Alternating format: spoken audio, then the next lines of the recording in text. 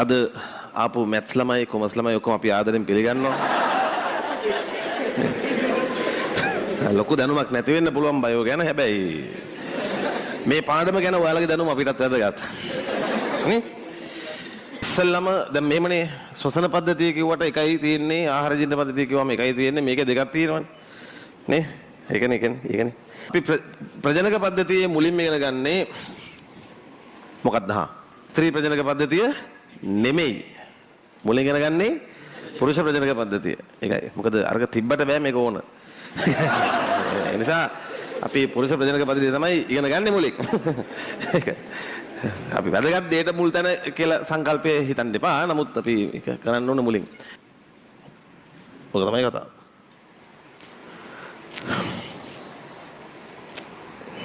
අර කුඩා පල්ලෙහාට අඳින්න ඕනේ මටත් අමාරුයි. ඒතකොට හරි. මේ හරිය නතර කරමු හරි.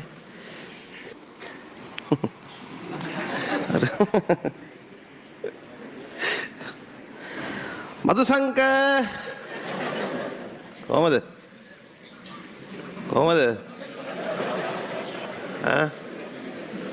මොකද ඉතින් ජීවිතේ මොකද? කාඩ් මාක් කරනවා බෝඩ් එක දිහා බලනවා. මාක් කරනවා බෝඩ් එක බලනවා.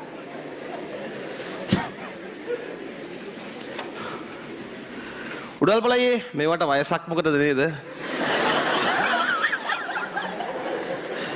එන්න හැමෝම එන්න.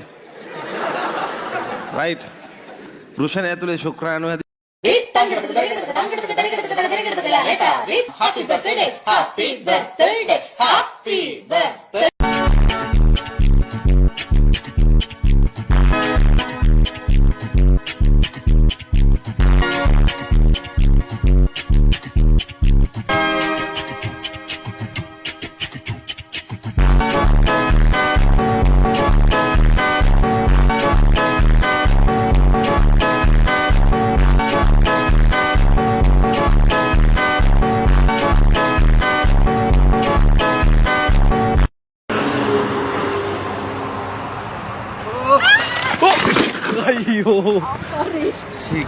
හැමදාම කියන්නේ අපි සිටියම ඉගෙනගෙන තියෙන අනිත් පැත්තට.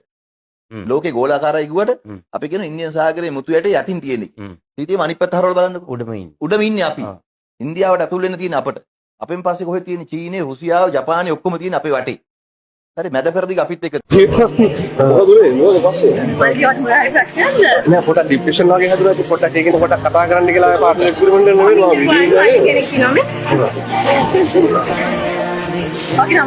මගේ නම සමාධි ඔව් Hey, just kidding.